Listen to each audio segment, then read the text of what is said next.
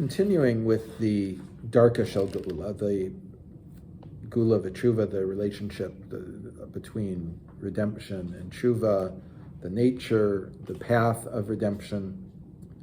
Gilui Haketz, the revelation of the end. After we have had the debate that we learned last time about Rabbi Eliezer and Rabbi Yehoshua, right? The Gemara continues, and it says, "Va'amar Rabbi Abba," and Rabbi Abba said, "Ein lecha ketz megula mizeh." There is no more greater revelation, sign of the upcoming end, the upcoming redemption. Shnamar, as it says, "Ve'atem hara Yisrael," and you, the mountains of Israel, "An peichem titnu, frichem tisau," that your trees should grow limbs, and they should hold up fruit. Lami Yisrael ki krova levo, for my people Israel, because soon they will come. Now, why does it say va'amar, and Rabbi Abba said? Meaning, it could just say Amar Rabbi Abba. The and Rabbi Abba said is difficult. Now, Rabbi Abba is from the period of the middle of the Amoraim. Rabbi Eliezer and Rabbi Yehoshua are toward the beginning of the period of the Tanaim. They lived through Churban Bayis. They weren't sitting in the Beis Medrash together, and Rabbi Abba is continuing, making a comment on what they said.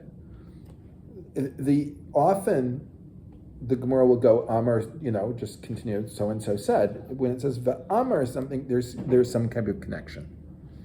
So what kind of connection is this Vaba Chibur, this and telling us? Ritzi Yehuda Cook said, Mahu HaKesher Shebein Shnei HaMamarim. What is the connection between the previous statements of Rabbi Eliezer and Rabbi Yehoshua and the statement of Rabbi Abba? We have to say, Eifo she'akesher hu inyani. It's not that one person responded to the other in the Beis Medrash. There is a content connection between them. Mikeven she'etz eno tlui b'tshuva. Once we have established that the final redemption isn't dependent upon tshuva, it could happen because of tshuva, but it doesn't have to happen because of tshuva. Zeyu maskana t'tnaim sham. That's what the Tanaim agree, Rabbi Eliezer and Rabbi Yehoshua. Then we have a question, how are we supposed to recognize when it's occurring? What's the sign? I mean, if the sign were of all of Klal Yisrael has to do tshuva, we'd see suddenly the number of people going to Minyan would increase, the number of people buying kosher food would increase, all the non-kosher stores in Eretz Israel would close down, and so on, right? We would be able to see something immediately to know this is what's happening. But if that isn't, what's the sign? B'zei sha'aretz Yisrael osei perosa haba'ain yafeh.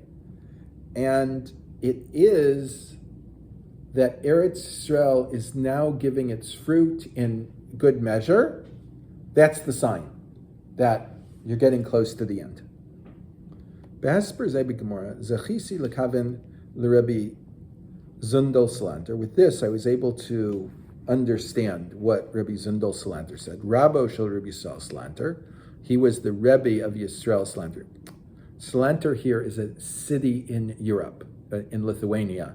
It's not a family name. Avi Tnuat Musar, the father of the Musar movement, meaning Yisrael Salanter was the father of the Musar movement. Kfi shehuvu b'seifro Rabbi Natan Friedland, is brought in Rabbi Natan Friedland's sefer.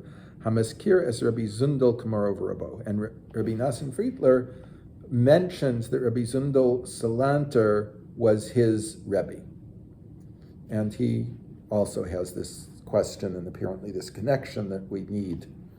The idea of how do we recognize the coming redemption if it's not dependent upon tshuva, right?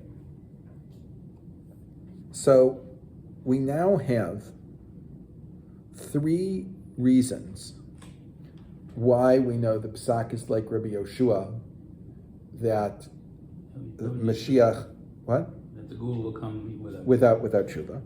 The first is the general principle that we have, Rabbi Eliezer and Rabbi Yehoshua, halach Rabbi Yehoshua. In a normal debate between Rabbi Eliezer and Rabbi Yehoshua, the halach is like Rabbi Yehoshua. So here too, we should hold like the halach is Rabbi Yehoshua. Rabbi Eliezer otz atzmo shatak. Rabbi Eliezer himself, he was quiet. He's still like, he removed himself from the debate. He said, yep, you're right.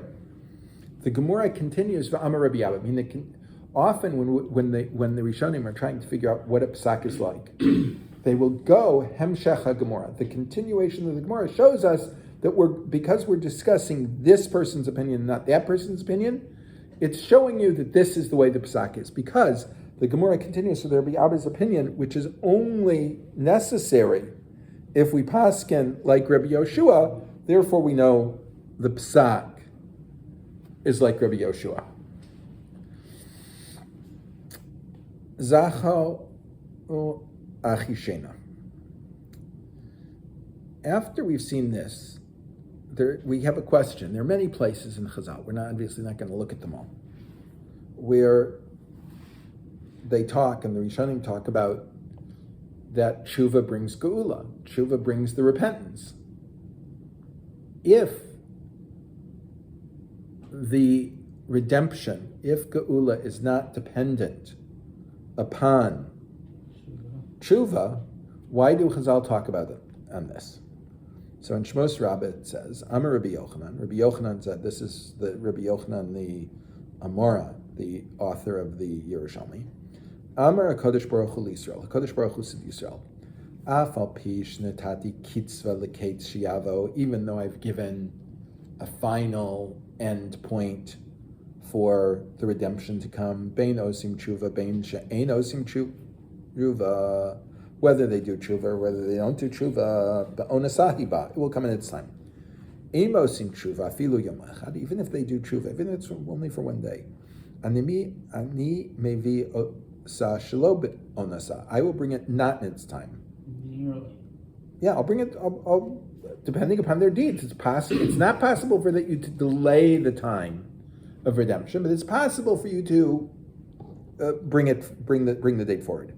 Havu hayom b'kol lo sishmau, and this is what we say in Tehillim. The Tehillim, of course, we say in Kabbalah Shabbos, hayom, that the redemption can be at yom, today, in b'kol lo sishmau, if you will listen to his voice.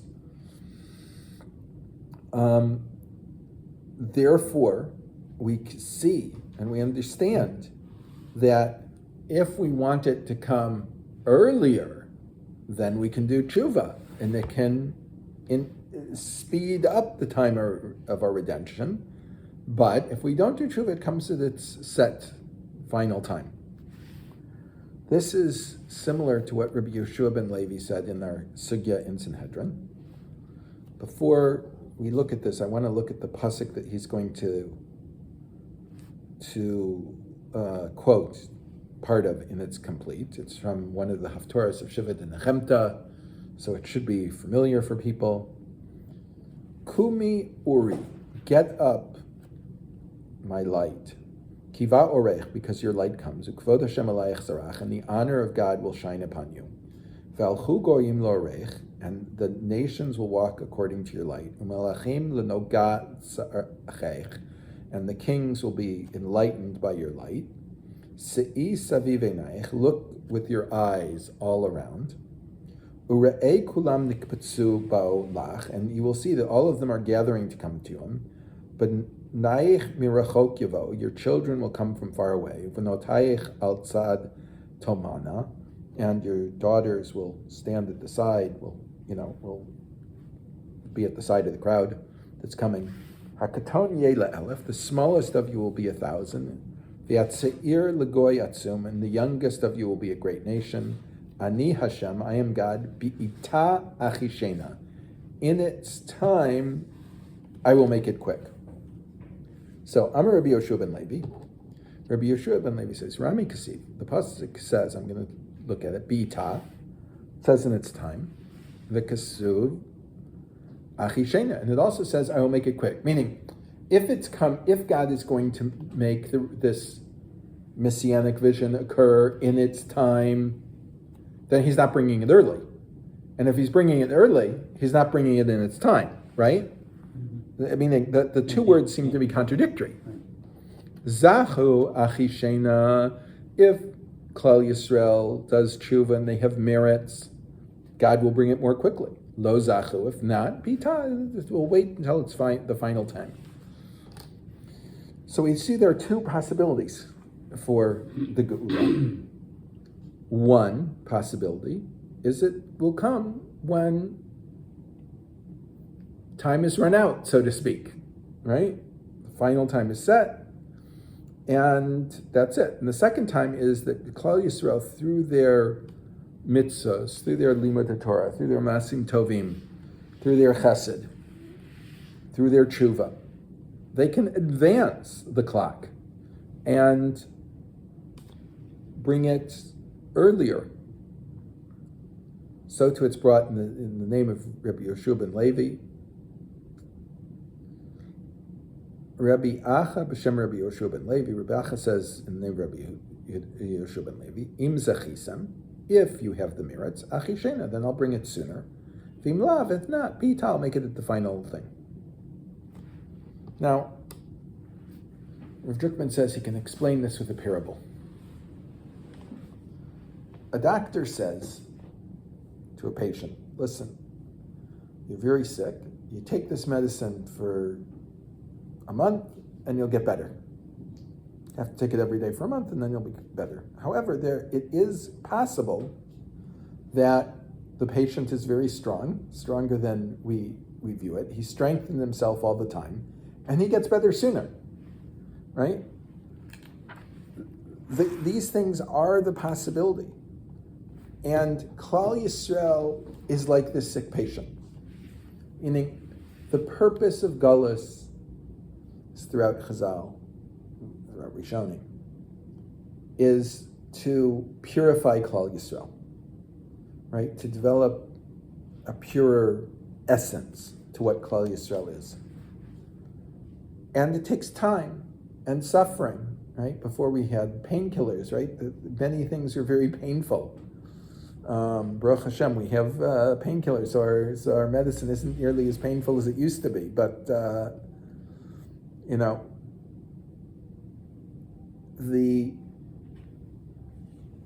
process that Klal Yisrael has to go through takes a certain amount of time. But if we work on purifying ourselves and not only let it come through our time of suffering and gullus, then we're capable of making the final redemption come much sooner.